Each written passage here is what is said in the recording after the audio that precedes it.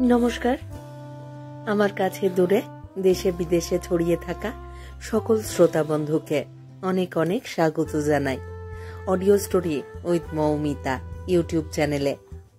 এই চ্যানেলে আজ আপনাদের পড়ে শোনাব বিখ্যাত সাহিত্যিক শ্রী শীর্ষেন্দু মুখোপাধ্যায়ের লেখা একটি মর্মস্পর্শী ছোট গল্প। গল্পের নাম আমার মেয়ের পুতুল।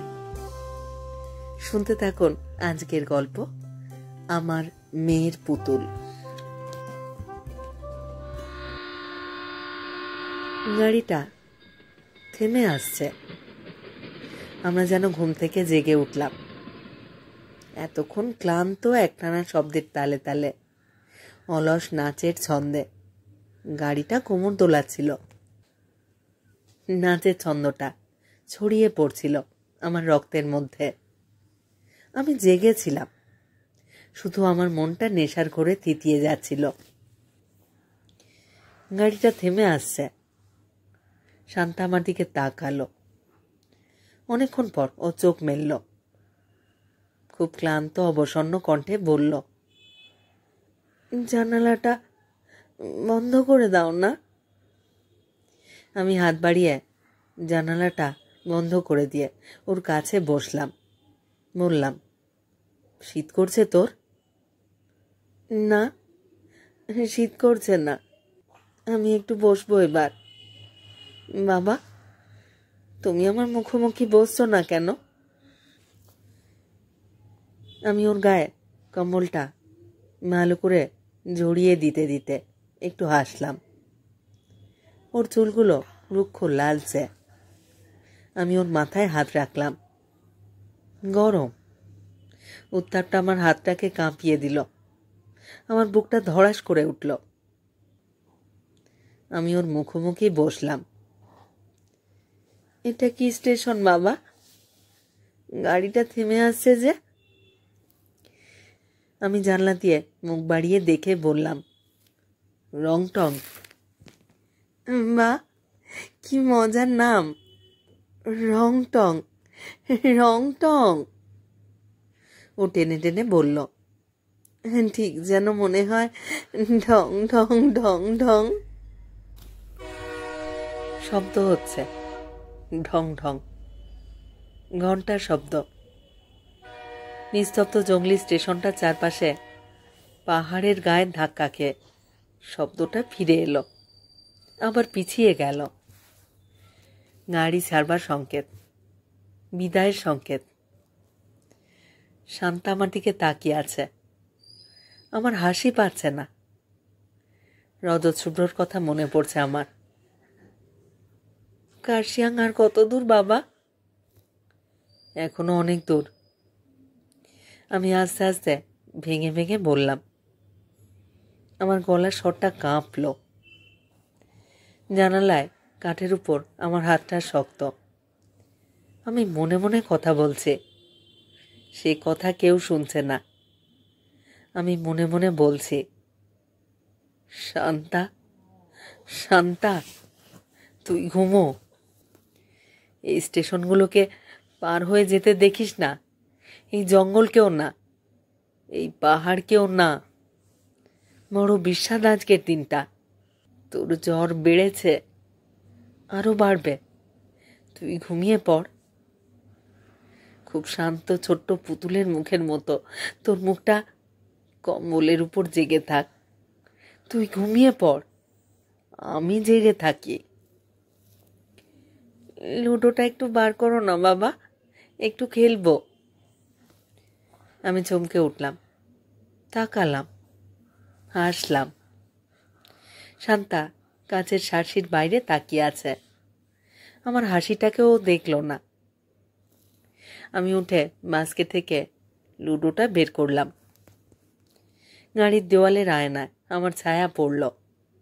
অতি প্রবীণ একটি মুখ। এই মুখটা আমার। আমি কি আশ্চর্যভাবে বুড়ো হয়ে গিয়েছি। একটা নিঃশ্বাসকে চেপে রাখি বুকের ভিতর। আমার 17 বছরের মেয়ে এই নিঃশ্বাসটার শব্দ শুনলে চমকে উঠবে। কিন্তু নিঃশ্বাসটা আছে, প্রতি মুহূর্তেই সেটা বেরিয়ে আসতে চায়। আমি তাকে যত অনুভব করি তত যন্ত্রণার চাপ আমার মুখে বার্ধক্যের চাবুক মেরে কতগুলো নতুন রেখা এঁকে দেয়। শান্তার মতো আমিও রজতশুভ্রকে ভুলতে চেষ্টা করি। আমরা লুডো খেলতে শুরু করেছি। আমি হারছি। শান্তার চোখ দুটো আনন্দে জ্বলজ্বল করছে। ও হাসছে। বাবা, তুমি হেরে যাচ্ছ যে। ও মা, 1-6-3 দিয়ে তুমি আমার ঘুটিটা খেতে পারতেন না? আমি কিছু শুনছি না, কিছু দেখছি না। অলস নাচের ছন্দে গাড়িটা কোমর দোলাচ্ছে, টাল খাচ্ছে, মেখে যাচ্ছে, আবার সোজা হচ্ছে। শান্তা হাসছে। আমার বুকে নির্জন যন্ত্রণা, একক, অসহনীয়। থাক বাবা, খেলতে ভালো লাগছে না। এসো একটু গল্প করি, শান্তা বলল। ওর মুখটা আমি দেখছি, সুন্দর, কোমল, কিন্তু শুষ্ক। শুধু চোখ দুটো জলজল করছে। আমি বললাম, কেন, বেশ তো খেলছিলি? কিন্তু তুমি মন দিয়ে খেলছো না। তার চেয়ে আমাকে গল্প বলো, ভালো গল্প বলো, সুন্দর গল্প, যে গল্প শুনে মন খারাপ হয়ে যায় না। আমি একটু হাসলাম। কিন্তু এখন যে তোর ওষুধ খাবার সময় হলো শানু। ওষুধ থাক বাবা, আর ভালো লাগে না ওষুধ খেতে। কিন্তু যেখানে যাচ্ছ সেখানে যে তোমাকে আরো নিয়মে থাকতে হবে মা। ছেলে মানুষই করলে অসুখ সারবে কি করে? অসুখ আমার সারবে না বাবা, আমি জানি। কথাটা বলে শান্তা আমার দিকে তাকালো, হাসলো। আমার বুকের ভিতরটা পাক খাচ্ছে। আমি জানি বাবা, আমি জানি। খুব হালকাভাবে, একটুও না ভেবে কথাগুলোকে উচ্চারণ করলো শান্তা। আমি আমার নিজের মুখটা দেখতে পাচ্ছি না, শান্তা দেখছে। ও হাত বাড়িয়ে আমাকে স্পর্শ করলো। বাবা, ডাক্তার সেনের কথাগুলো আমি শুনেছি। আমি নিজেও টের পাই যে আমি আর বাঁচব না। তোমাকে আমি দিন দিন শুকিয়ে যেতে দেখছি বাবা, বুড়ো হয়ে যেতে দেখছি।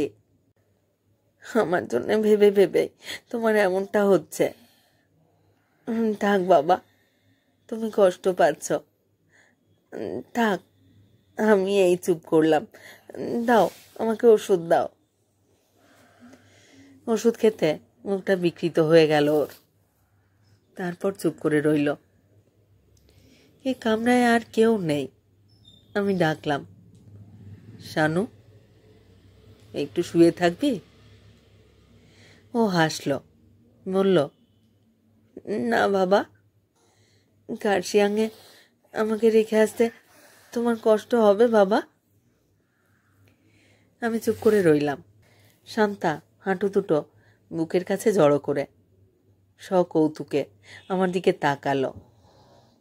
ওর চোখ দুটো হাসছে, ধীর ধীরে হালকা চপল হাসি। ওর থুতনিটা হাঁটুর উপরে। আমি কথা বলছি না, আমি অন্যদিকে চোখ ফিরিয়ে নিলাম। শান্তা এবার শব্দ করে হাসল।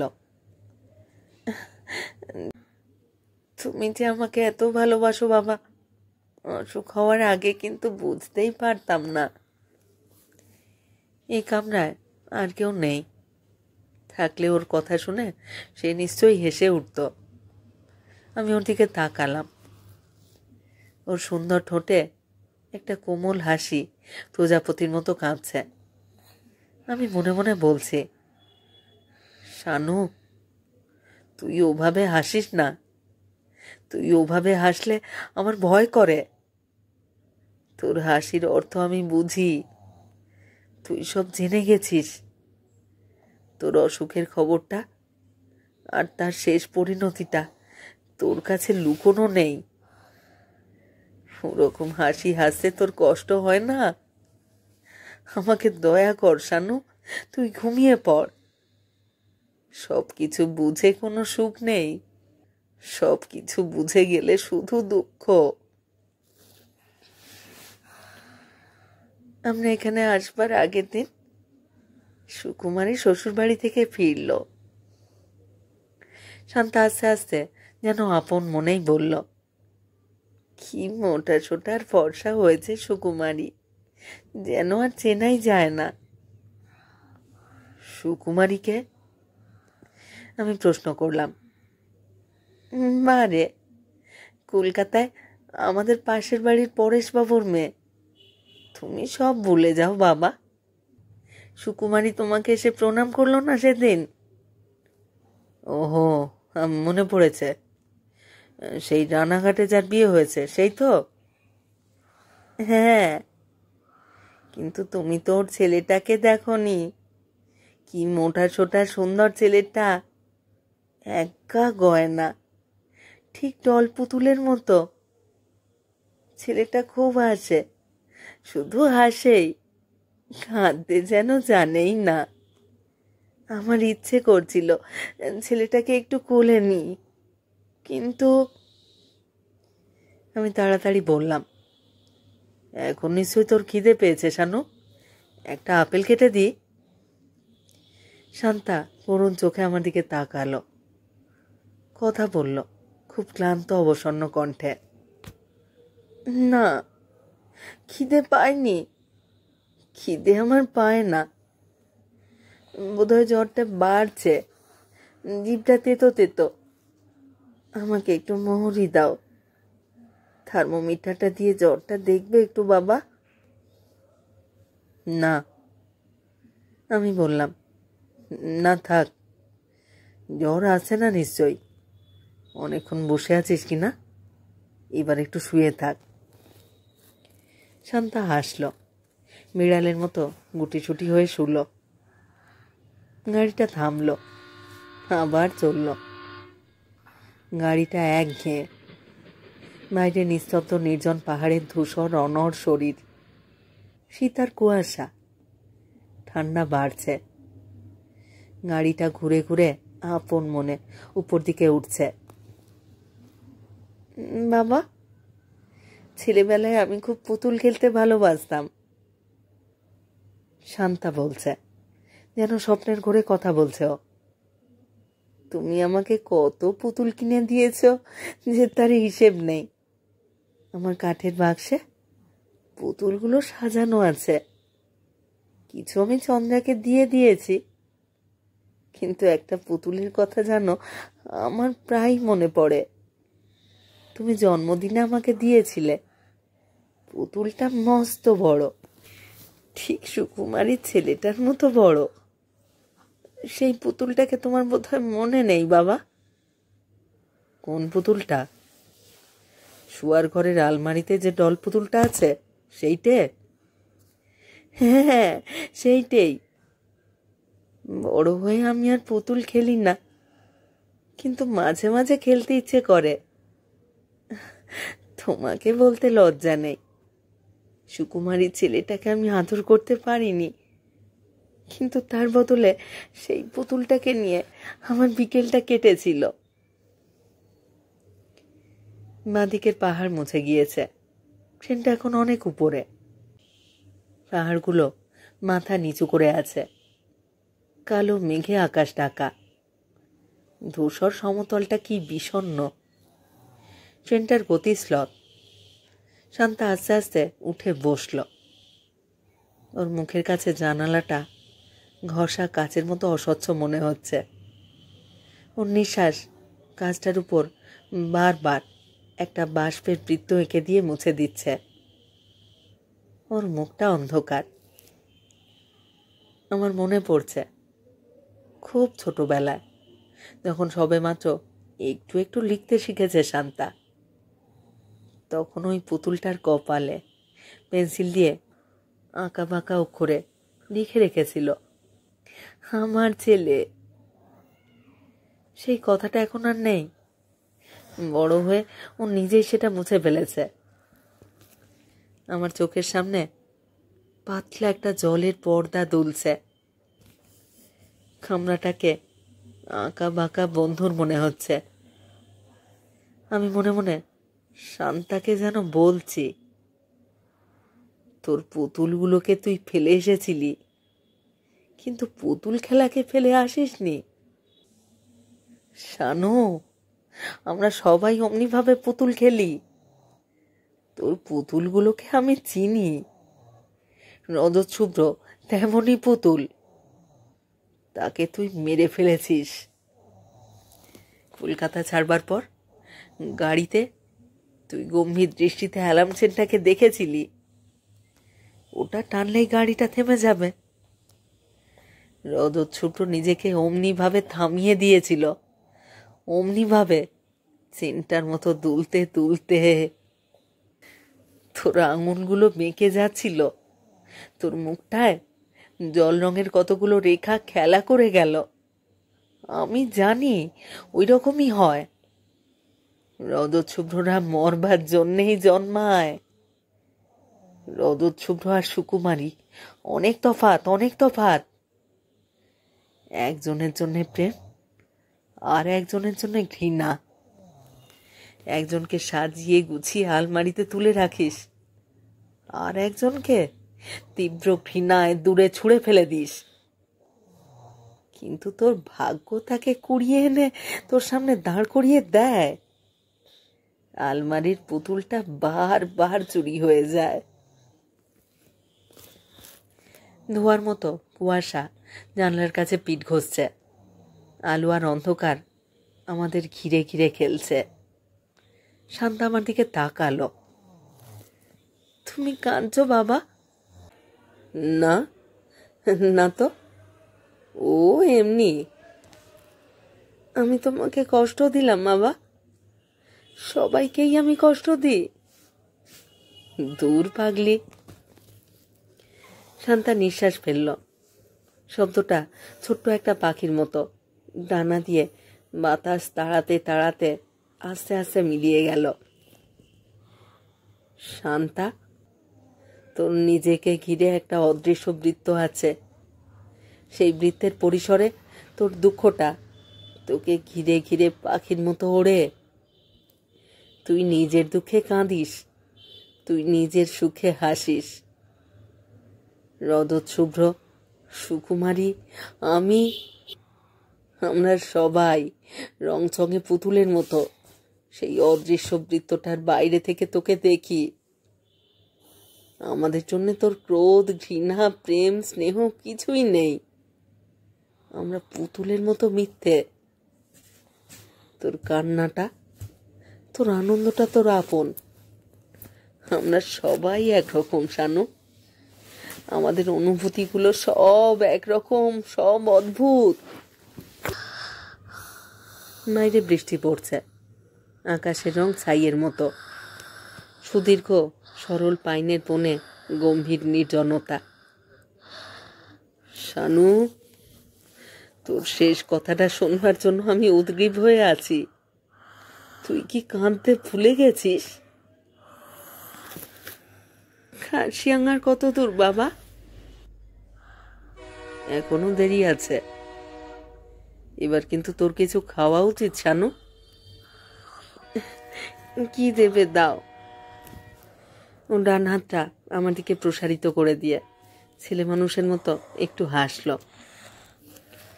কার্শিয়াং এসে গেল প্রায়। আর দুটো বাঁক ঘুরলেই কার্শিয়াং। আমি অপেক্ষা করে আছি শান্তার সেই কথাটা শোনার জন্য। ও বলবে, বাবা আমার বাঁচতে ইচ্ছে করছে। রজত শুভ্র আমার ভালোবাসাটাকে চুরি করে নিয়ে পালিয়ে গেল, শেষ হয়ে গেল। সুকুমারীকে আমি ঘৃণা করি, সেই কারণেই ঘৃণা করি। অথচ ওর কি দোষ বাবা? রজত শুভ্র মরে গেল, আমি রইলাম, সুকুমারীও বেঁচে রইল। অথচ ওর কিছুই হারালো না। ওর ছেলেটা মোটা সোটা সুন্দর, ওর মুখের মতো সুন্দর, ওর ভবিষ্যতের মতো সুন্দর। সুকুমারী সবটুকু দেখবার জন্য আমার বাঁচতে ইচ্ছে করছে বাবা। এই তীব্র ইচ্ছা শক্তি আমাকে ঠিক বাঁচিয়ে তুলবে। শানু, কি দেখছিস? যা চোখে পড়ছে তাই বাবা। বাবা, আমি সব কিছুকে দেখতে চাই বাবা, আমি সব কিছুকে দেখতে চাই। আমি হাসলাম, তারপর চুপি চুপি হাসিটাকে গিলে ফেললাম। আমি অপেক্ষা করে থাকবো, কিন্তু শান্তা সেই কথাটা বলবে না। আমি জানি ও বলবে না, এসব কথা বলতে নেই, কিন্তু আমি তবু অপেক্ষা করে থাকবো। শানু, তোকে একটা গল্প বলতে ইচ্ছে করছে। জানলার ঠান্ডা কাছে গালটা চেপে তুই বাইরের দিকে তাকিয়ে আছিস। তোর চোখে গাম্ভীর্যের গভীরতা। গল্পটা তুই শুনবি না? আমার ইচ্ছে করছে, তবু আমি কোনো দিন তোকে গল্পটা বলবো না। শুধু মনে মনে ভাববো, তুই বড় হয়ে গেছিস, মস্ত বড়।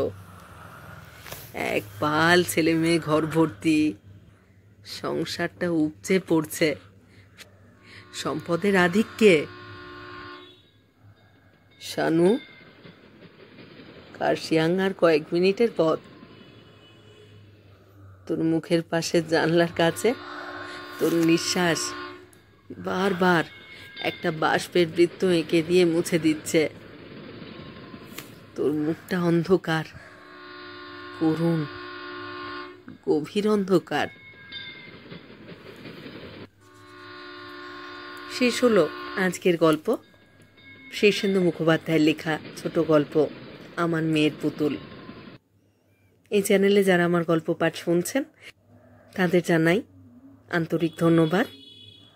তাদের কাছে বিনীত অনুরোধ, আপনারা আপনাদের মতামত কমেন্ট বক্সে অবশ্যই আমাকে লিখে জানান। আপনাদের মতামত আমার কাছে অত্যন্ত মূল্যবান। আপনাদের মতামত আমার এগিয়ে চলার অনুপ্রেরণা। আর যারা এখনও এই চ্যানেলটি সাবস্ক্রাইব করেননি তারা সাবস্ক্রাইব করে আমার সাথে থাকুন নিয়মিত নতুন নতুন বাংলা গল্প শুনতে। সবাই খুব ভালো থাকুন। ফিরে আসছি খুব শীঘ্র নতুন গল্প নিয়ে।